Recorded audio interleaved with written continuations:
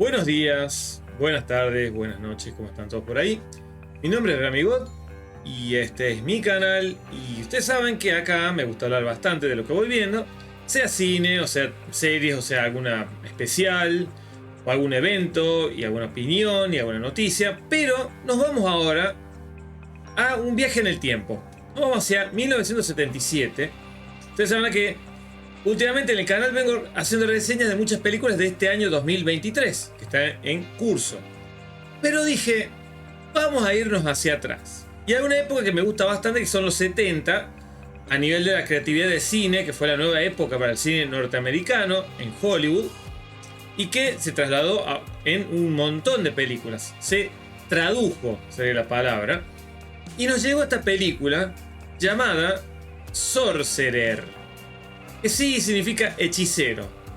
Yo les voy a contar un poco en la reseña qué es lo que significa, por qué se llama así la película. Pero lo que más debe llamar la atención es quién dirigía esta película, que al momento de grabar este video, allá pasó un par de semanas desde su fallecimiento, que es el señor William Friedkin, que supo ser el director de El Exorcista, The Exorcist, otra película clásica y clave del cine de los 70. Que uno puede decir dio vida a lo que fue el nuevo cine de terror en Hollywood. Bueno, William Friedkin, que aparte había realizado, vamos avanzando acá, si no nos quedamos muy... Vamos a arrancar con la intro primero, con la introducción un poco de la reseña. William Friedkin, que ahí lo ven en la imagen, supo dirigir varias películas importantes de Hollywood, especialmente The French Connection, La Conexión en Francia, El Exorcista y esta película de Sorcerer. Después hizo algunas películas más, trabajó con Al Pacino. Luego lentamente se fue retirando de la dirección.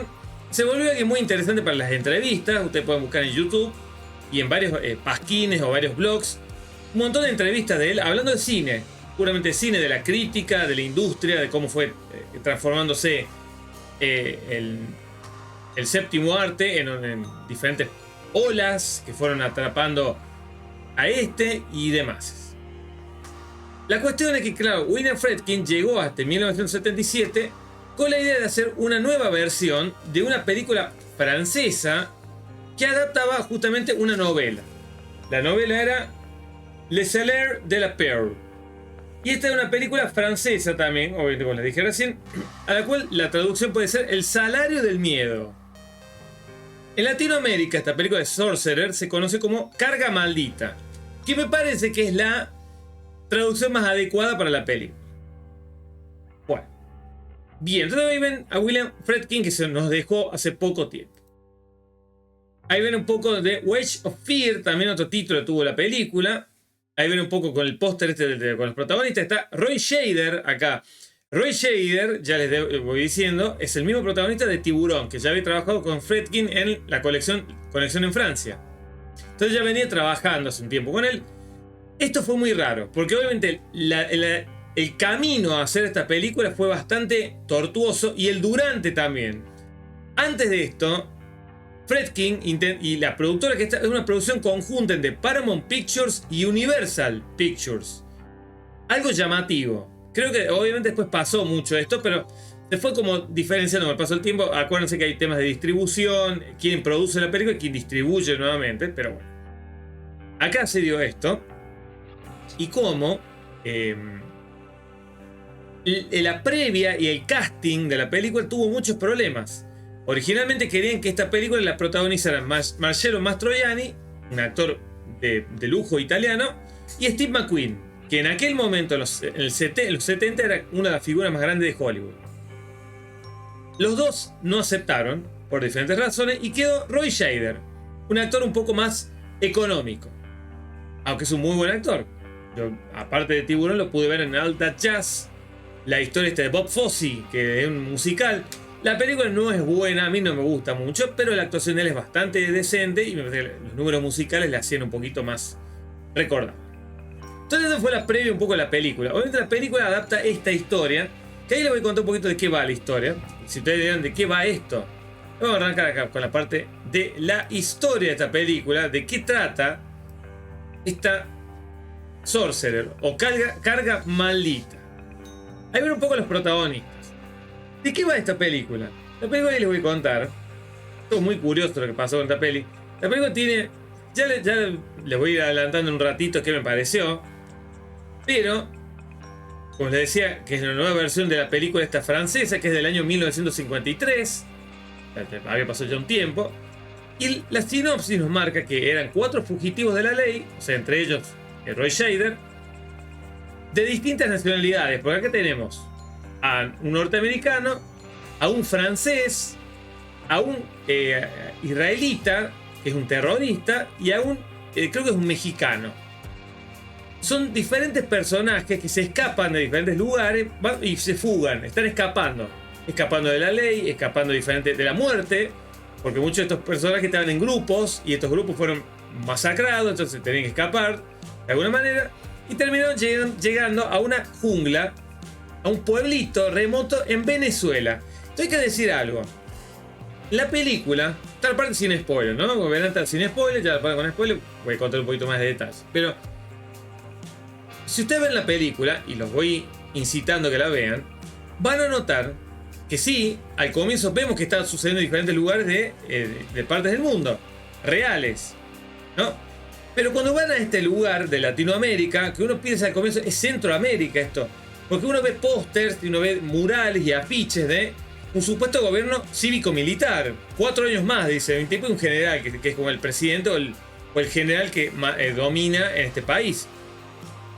Obviamente es un lugar cargado de tensión política, tensión social por todos lados, hay protestas, hay de todo.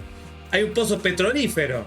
Entonces acá lo que te dice la descripción de esto que le acabo de decir, leer a ustedes, es que la película se le describe como que sucedió en Venezuela. Esto, si vos ves yo vi la película, no te dice en ningún momento pasa en este lugar. Uno tiene una sensación de que o es Colombia o Venezuela. Están ahí, están en una jungla, están en un lugar apartado de muchas cosas legales. Y esta gente se está escondiendo ahí. Estos 4 sobrevivientes se esconden ahí, escapándose de la ley. Hasta claro, ellos están buscando escaparse de ahí, irse de ese lugar. Para ello necesitan dinero, no tienen dinero. Entonces para esto tienen que ayudar al gobierno. ¿Por qué pasa esto? Ahí les voy a avanzar por qué. Porque, acá van a ver parte de la escena acá, hay una explosión, hay un accidente en una planta de extracción de petróleo y se arranca un incendio que no pueden detener, obviamente con pérdidas económicas. Entonces lo que tiene que realizar esta gente es buscar una carga de nitroglicerina que está ubicada en otro lugar de este pueblo, llevarlo en 2 camiones atravesando la jungla llena de inconvenientes, de obstáculos, de falta de caminos, llevarlo, detonar esta nitroglicerina y acabar con el fuego y apagar, obviamente, este desastre. De eso va toda esta historia. Obviamente, previo a esto, nos van contando el desastre que es social ese lugar, porque con esta explosión que tienen ahí, hay un montón de gente muerta, lo cual la película es bastante gráfica y te muestra claramente todo lo que pasa. La película es fuertísima visualmente. Entonces hay un desastre a nivel social. Vemos ahí que hay unas peleas con los soldados y con la gente, porque la gente ve que ha muerto un montón de gente, de colegas, de familiares en esta explosión. Y ahí hay un caos. En medio de esto, esta gente, estos 4 tipos, Roy Scheider y el francés y el terrorista que puso bombas en Jerusalén y el sicario, tienen que unirse para llevar estos 2 camiones con la nitroglicerina y pagar esto. A cambio de esto les van a pagar un dinero y ese dinero posiblemente lo utilicen para escaparse. Breve descripción de cada uno. Roy Scheider es un matón que va con un grupo de matones que van a buscar justamente a una iglesia, van a atacar una mesa de dinero que hay debajo de una iglesia, matan a un tipo que es justamente el hermano de un capo, mafia, de la zona. Entonces los marca para matarlos, ¿no? Hay un choque y Roy Scheider, el único que queda vivo, y se escapa. En Francia tenemos el caso de este financista que está siendo investigado por crímenes de guante blanco, crímenes de evasión fiscal, crímenes de evasión de dinero, y se tiene que escapar de alguna forma. Y ve que está rodeado, incluso muere una persona a la vuelta de él, y pues se tiene que escapar, dejando a su mujer. Bien. Por otro lado, vemos en Jerusalén hay un atentado, son dos tipos que ponen bombas, y este tipo es el único que sobrevive y se escapa también. Y vemos ahí un sicario, uno que mata a gente a sueldo, termina escapándose también y yendo a lo que es este lugar, este pueblo. Entonces estas 4 personas se juntan ahí y terminan interactuando. Forman un equipo. Bueno, ahí ven un poquito algunas de las escenas de la película. Justamente lo que es, ya cuando tienen que cargar las cargas de nitroglicerina, lo cual es mega peligroso porque un pequeño movimiento hace detonarlo. Entonces tienen que llevarlo con extremo cuidado y cargarlo en los camiones y empezar a conducirlos a través de la jungla. Eso va más o menos la película. Bueno, ahí vemos a Roy Scheider, que es obviamente uno de los protagonistas, con el actor francés, que ahí les voy a contar, que es Bruno Rabat, si no me equivoco el nombre del actor, Francisco Rabat, ahí está. Está Bruno Kremer y Amidou, son los protagonistas de esta película. Y claro, ahí es donde vemos esta especie de colaboración que tienen que hacer, y uno ve también cómo esta situación extrema en la cual están viviendo estas personas pone a prueba su fuerza mental y también sus capacidades como lo que eran en sus vidas normales. Por ejemplo, hay un momento muy simpático en el sentido de cómo está realizado, donde el tipo que ponía bomba terrorista, una bomber, de alguna forma logra crear una bomba casera para derribar un árbol que estaba obstruyendo el camino del camión. Esa parte estaba muy bien hecha. Hay varios momentos de tensión, ¿no? Y yo les digo esto, ya se están dando cuenta que la película me ha gustado.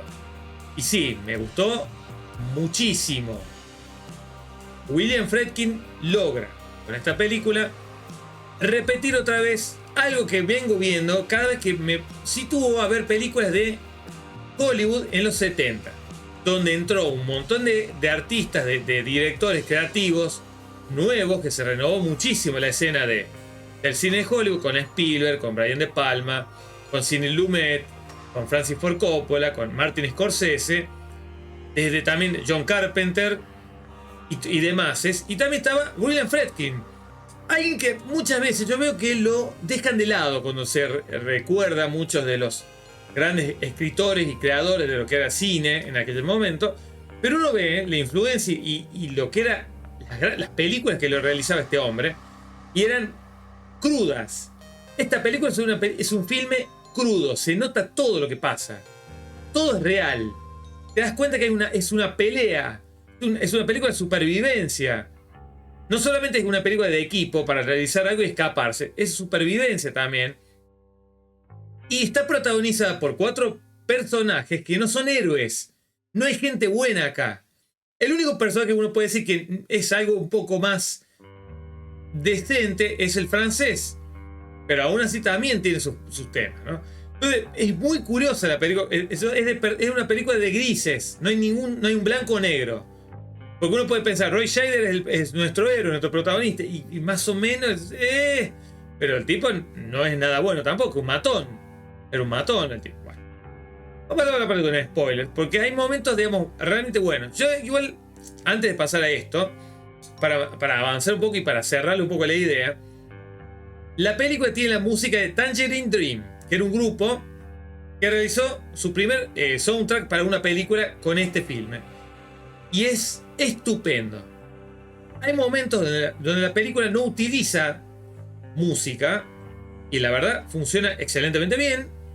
Momentos de tensión abrumadores, como ven ahí esa escena del puente, ya les voy a contar más detallitos sobre esto. Pero lo que digo es que la música, que es de sintetizador, es una música muy de hoy, se homenajea mucho esta época de los 80, los sintetizadores, la música pop, ¿no? Que usaba todo este tipo de órganos y de piano y de samples y cosas que fueron renovando lo que era el pop europeo, ¿no? Entonces, la música es increíble. Pero claro, William Friedkin se vale de muchos de los silencios y de los sonidos de ambiente. Obviamente la película la filmaron en Colombia y la filmaron en República Dominicana. Filmaron en escenarios reales. Una locura la realización de la película. Ya les conté recién lo que fue la previa. La realización durante el filme, el rodaje, fue caótico. Pasó de todo. Y se ve en la película. Y eso es lo que me gustó muchísimo. Es una película que es caótica. Tiene cosas reales, prácticas. Te das cuenta que los actores le están haciendo todo a ellos. Y es increíble. El puente que construyen ahí, por ejemplo, ven un puente por el cual tiene que pasar un puente de madera, que tiene que pasar el camión. Lo crearon de una forma real. Y como no pudieron hacerlo, filmar en un lugar, tuvieron que destruirlo y llevarlo a otro lado, al puente. Bueno, así es la película. Es cine puro. Puro cine. Cine crudo, de personajes. La película está notablemente filmada. Tiene un ritmo muy bueno. Una película de 2 horas. Película de 2 horas, pero no sobra nada acá. Y ni falta tampoco. Algunas cosas que les puedo criticar es tal vez que yo hubiera querido ver un poco más de desarrollo de personajes en algún punto. Porque, por ejemplo, este terrorista que yo les cuento es el tipo que habla menos del grupo. Y uno hubiera querido ver un poco el contexto de por qué estaba haciendo ese tipo de cosas, ¿no? No sabes bien por qué están haciendo lo que hacen. Roy Scheider sí conoce un poco, el francés lo conoce bastante, el sicario se lo conoce poco. Es un tipo también de pocas palabras. Es muy raro también que son gente grande. También lo que me pasaba mucho en el cine de los 70. Cambió mucho, obviamente, cambió mucho de lo que era la industria, cambió mucho la estructura, de cómo se seleccionaban los actores, cambió muchísimo. Y acá ves, más que nada, actores de personaje, que no representaban tal vez el look de lo que eran las figuras clásicas de Hollywood, ¿no? Y ves que se lo seleccionaba por su talento, por su capacidad como actor y como interpretación. Y me parece que eso es muy bueno de la película. Bien, ¿qué más me queda antes de pasar a la parte con spoilers? O sea, la música me gustó bastante. Ahí ya lo voy a contar un poco. Ya vamos a entrar a la parte con spoilers. Pero yo digo a contar acá. Algo curioso. Esto ya la parte. Ya va al final. Les voy a contar un poco qué pasó el post de la película. Porque también marcó algo muy interesante en Hollywood. Pero bueno. Vamos a la parte con spoilers acá. Vamos a la parte con spoilers. Acá. Con spoilers. Ahí está. Bueno. ¿Qué es lo que sucede en la película? Obviamente se reúne esta gente, ¿no? Estos 4 tipos se reúnen ahí, en este lugar. Aceptan manejar estos 2 camiones, que son también bastante añejos, llevando esta carga de nitroglicerina en medio de un caos social bastante abundante. Tienen que escaparse. Obviamente Roy Scheider tiene planes de escaparse y huir de ahí también, pero no tiene para el pasaporte, no tiene dinero, igual que la otra gente, también están fugitivos.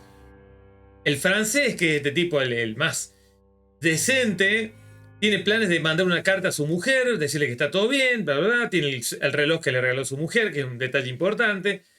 Es lo que personaje que más seguís, ¿no? Son Roy Scheider y este hombre. El resto de los otros 2 personajes no los conoces tanto, son más silenciosos y por eso tal vez es lo que no me cerró mucho, pero bueno. Entonces, la idea es esa, ¿no? Esta película se basa mucho en la tensión, en la creación de tensión de escena a escena, donde ves que es todo. Esta gente sabe, estos tipos, Roy Scheider sabe que en cualquier momento puede venir alguien a matarlo. De hecho, el capo mafia ahí que estaba en Estados Unidos manda a un tipo a matarlo. Bueno, tenés que ir a buscar el mejor. Entonces uno sabe que a este Roy Scheider es un objetivo. Todo el tiempo se siente como. Dice, en cualquier momento va a aparecer alguien a matarme, porque me escapé, soy el único sobreviviente. Y posiblemente sea boleta, como decimos acá. La peli, de más está decir que es ultra sangrienta. No es gore, pero es sangrienta. Es como si ustedes vieron El Exorcista, que por cierto, hace un tiempo apenas la repasé de nuevo. Vi la versión extendida, que se reestrenó en cines hace un tiempo. Y la peli tiene esta cosa que hacía Friedkin de la tensión. Es una película que va increciendo. No es una película que busque efectismo. El Exorcista sí tiene muchos efectos visuales, muchos efectos prácticos, maquillaje y todo lo demás. Esta película es distinta, es una película más lenta, pero aún así no noté en ningún momento que no me aburrí. No me aburrí para nada con la película, me pareció muy interesante. Te presenta bien las historias, te das cuenta por dónde va la película. Entonces digo, es bien cruel, es bien brutal. En las partes, por ejemplo, cuando están cargando los cadáveres que sacan de la explosión de la torre esta petrolera, es bastante gráfica. Y después, bueno, obviamente las muertes, que son sorpresivas también, que te agarran totalmente de sorpresa. Bueno, Avanzando con esto. El momento clave de la película es justamente lo que están viendo ahí, la imagen del camión. Cuando tienen que atravesar un diluvio, esto le realizaron obviamente parte práctico, parte obviamente que había justamente el clima de la zona donde estaban filmando, que era en Colombia, era bastante complejo. Después obviamente tuvieron que sumarle también lluvia artificial. Pero tienen que cruzar un puente que construyeron para la película con este camión. Manejaron realmente para la película. Tienen que atravesar un puente que está todo desvencijado, todo roto.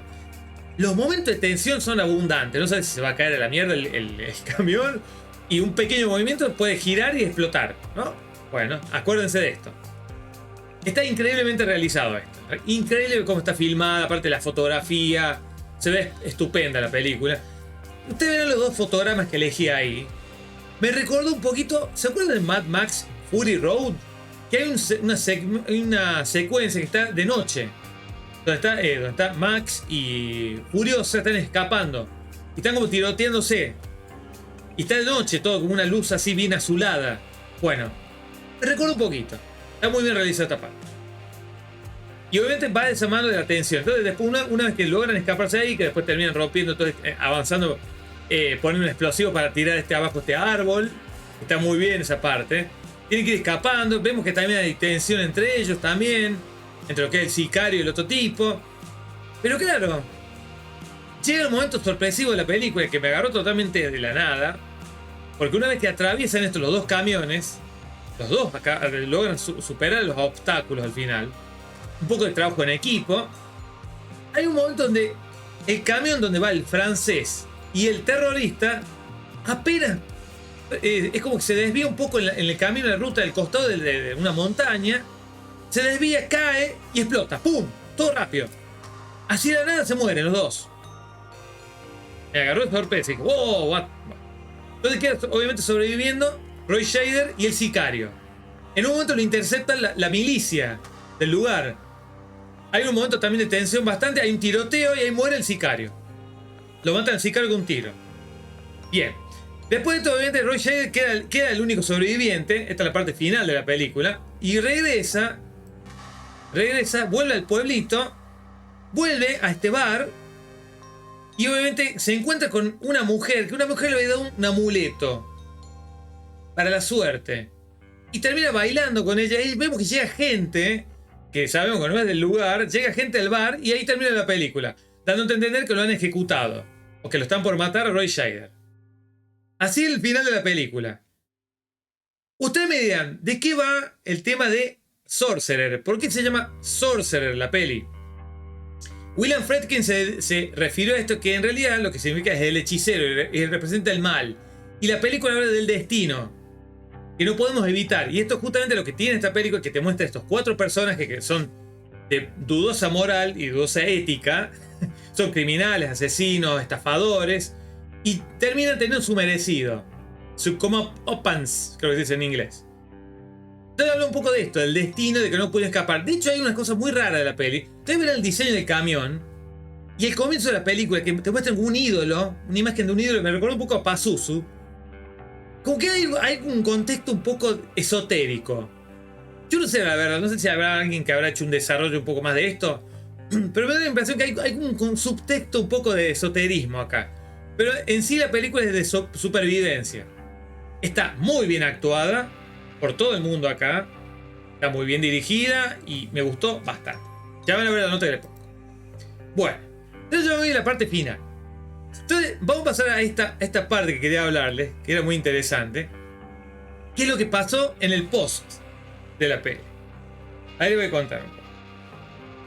El post de la película fue que esto se estrenó una semana antes de una película histórica del cine. La película, les voy a contar acá detallitos de lo que fue la recaudación de la peli. La película tenía un presupuesto de 22 millones. 22 tenía, en el 70. Era un número importante. Y recaudó apenas 9. 9 millones. Fue un fracaso. Le dolió muchísimo a William Friedkin. Mucho la mencionó. De hecho, hay una entrevista con Nicolas Winding Refn, que es un director que me gusta mucho. El director de Drive, Bronson, Valhalla Rising, la trilogía Pusher, Neon Demon. Bueno, Only God Forgives. He visto que son las películas de este muchacho. Y hay una entrevista donde él justamente habla un poco de lo que fue la crítica con la película, de cómo le pegaron a la peli, cómo gente también fue bastante positiva con ella. Pero él destacaba mucho la honestidad. Es un director que siempre le gustó mucho hablar lo que pensaba. No se guardaba nada, Friedkin. Y habló un poco de esto. Y de cómo le afectó, porque él pensó que esta era la mejor película que había realizado, la película cumbre de su carrera. Y la verdad la película tiene cosas excelentes. Notables, tiene notables de forma técnica, notables de música, notables de la fotografía, de las actuaciones. La verdad, de momentos de sorpresa y de clímax. Tiene cosas muy buenas la peli. ¿Por qué le fue mal a la película? ¿Por qué uno puede especular? ¿Por qué? Vamos a ver acá. Ahí viene un poquito de fotogramas del detrás de escena. Y ya le voy a decir con qué película compitió. También un detalle también de esto. La peli también tuvo problemas detrás de escena durante la producción. Hubo ataques de todo tipo de enfermedades. Filmaron primero en Colombia, después filmaron en República Dominicana. Mucha gente contrajo un montón de enfermedades, como por ejemplo gangrena. Se contagió de gangrena como 50 personas del set, del crew de la película, la parte técnica. Hubo un policía, esto fue muy curioso, esto le pasó en muchos sets de filmación en los 70, muchos, ¿no? Pregúntenle a Francis Ford Coppola. Fue de parte de un policía encubierto, creo que esto fue en Colombia, y se infiltró en la película y descubrió y detuvo a varios de estos tipos que estaban trabajando en la peli con drogas. Los muchachos estaban muy divertidos. Bueno. Esto recuerda un poco la filmación y estos problemas que tuvieron para terminar la película, muchos enfermos, muchos de retrasos, muchos problemas con lluvia, con diluvio. De hecho hay un momento donde están filmando en Colombia la parte del tren, la parte del camión con el puente, y el río estaba bajando. Se fueron a República Dominicana, obviamente porque no podían terminar la escena, fueron a terminarla allá, y de vuelta el río bajó, y de hecho los lugareños, la gente del lugar pensaba que esto estaba maldito, habían traído una maldición, una cosa muy rara, una cosa muy de la época, muy romántica, ¿no? Entonces bueno, tuvo muchísimos problemas la película, muchísimos problemas. Friedkin también un tipo muy complicado en el set. Acuérdense lo que pasó en El Exorcista, que tuvo sus problemas con Ellen Burstyn. Muchísimos problemas con los diferentes actores, con la gente del set. En el set también con la gente de la producción, con los financistas. Tuvo problemas con mucha gente, Friedkin. Era un tipo complicado, pero era un gran director. Grandísimo director este muchacho. Entonces bueno, después de todo esto que les conté, ¿qué pasó? ¿Por qué le fue mal económicamente? Porque apareció Star Wars. A la segunda semana, la que fue el debut con George Lucas, a la segunda semana, o sea, la tenía toda en contra Friedkin. Y esto también, algo muy interesante que nombró el director, es que también esto marcó el cambio de tono, de estilo en Hollywood. Pasó de ser de estas películas contestatarias, que hablan de política, de lo que era el escándalo Watergate, de lo que fue la guerra de Vietnam, de lo que fue el tema del robo de guante blanco, de estafas, diferentes cosas con bancos. Acuérdense de Dog Day Afternoon. Acuérdense un montón de cosas, de películas de contenido social bastante fuerte. Sérpico, podemos hablar de Network, que tiene una reseña acá en el canal. Solamente se las voy a linkear acá al final de este video. Network también, que es Cine Lumet, que habla del periodismo, del sensacionalismo también. Era una época del cine muy rico en Hollywood. Y yo creo que les recomiendo la mayoría de las películas que he visto, clásicos del terror, clásicos del cine de sci-fi, del cine de aventura, del cine de fantasía, con Superman, con Star Wars. Pero claro, Star Wars puntualmente fue un cambio de paradigma. Porque a partir de ahí, según lo que dice Friedkin, yo puedo estar en parte de acuerdo, yo tendré que igual tener un poquito más sobre esto, pero estoy particularmente en parte de acuerdo porque Star Wars cambió se empezó a enfocar en lo que era lo que rodeaba la película y no los actores. Hasta acá el cine de Hollywood era muy de actores, era muy de protagonistas, muy de, por ejemplo, estaba Steve McQueen, o estaba, no sé, Marlon Brando, o estaba Gene Hackman, que eran los actores más grandes de aquel momento. Y obviamente la gente iba por el actor, por el protagonista que estaba. Cuando apareció Star Wars, arrancó la fiebre del merchandising, la fiebre de los fandom, la fiebre de las secuelas. Porque esto también después vino con Halloween. ¿Se acuerdan? Con Halloween también vino la secuela de esta de John Carpenter. Vino la secuela de Tiburón. ¿Se acuerdan? Empezó en los 80, empezó la locura de las secuelas. La locura, ¿no? Y Star Wars cambió todo el cine de Hollywood para siempre. Algún hater dirá para mal. Yo igual amo mucho Star Wars y yo creo que puedo amar los dos estilos de cine. A mí me gusta mucho este cine de los 70, de personajes, de historia, de guión, donde el guión tenía muchísima importancia, el escritor tenía una gran importancia en esa época. De hecho, ustedes vean los trailers, los avances que existían ya de estas películas en los 70, que generalmente se veían de forma muy limitada, a veces lo veían en el cine, a veces lo veían en televisión, pero de una forma muy limitada. Más que nada era la publicidad en los periódicos. Y van a ver que se destacaba muchísimo el escritor, tanto como el director y como la figura. ¿No? Acuérdense lo que fue Superman the Movie, que también es de esta época. Estaba Richard Donner, Mario Puzo, que fue el escritor del Padrino, con Marlon Brando, Gene Hackman y Christopher Reeve, que es el protagonista de Superman, y estaba en tercer lugar, porque estaban Marlon Brando y Gene Hackman. Entonces, ven cómo fue cambiando el cine, y estas películas fueron de las últimas, porque esto es del 77, fue de las últimas de esa década en apostar por esto. Después, obviamente, se volcó mucho el cine independiente, la influencia del cine europeo. Digamos, se siguió haciendo películas de autor, pero se volcó un poco la industria al cine de palomitero, blockbuster, cine de grandes presupuestos, de gran escala, de grandes efectos visuales, de generar este fandom nuevo en los niños, en los chiquititos que iban al cine con los papás a ver películas de aventuras, como las veía el padre cuando veía las películas de samuráis o las películas de cowboys.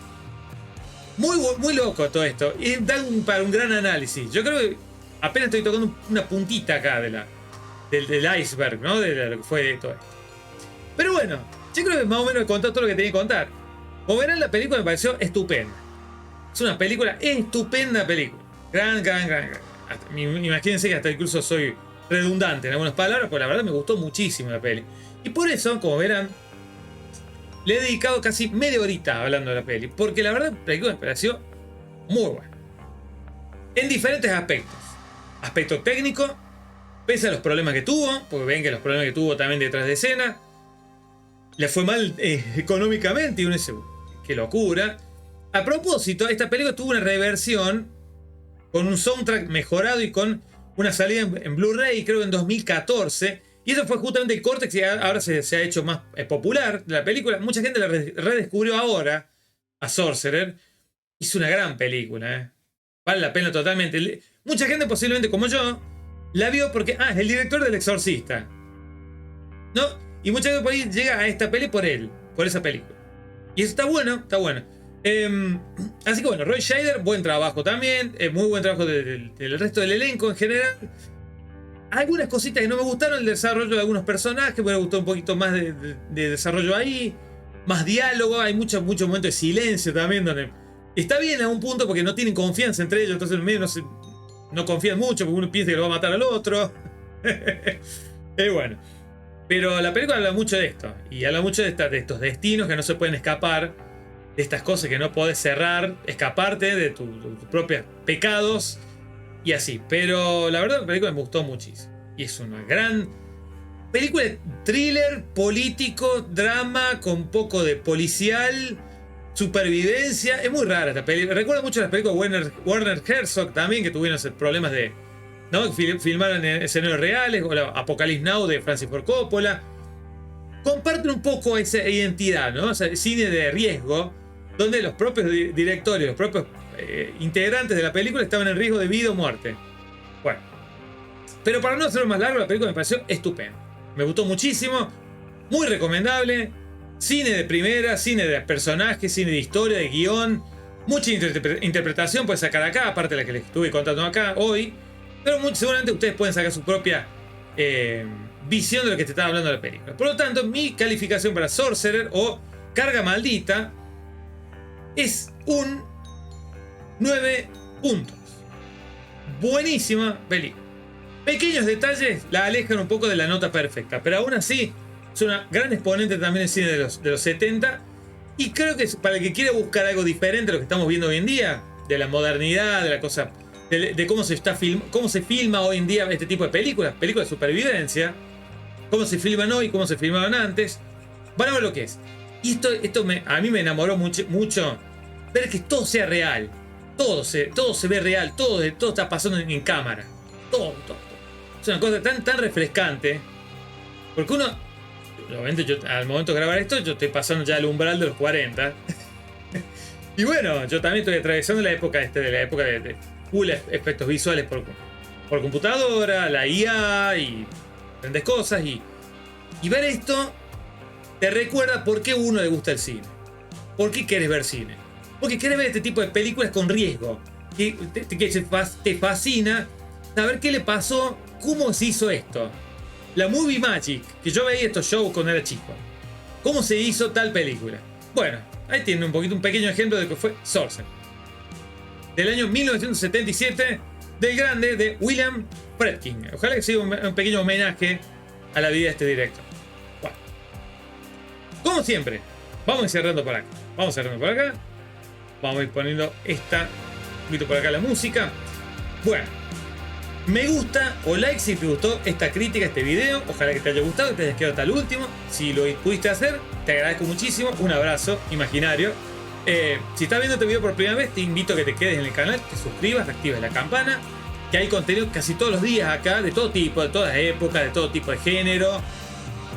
Animación, incluso hay lucha libre. Verán que ustedes soy fanático de la wrestling, así que hay esto también. De la cosa moderna también, los estrenos de la semana, un poco de todo.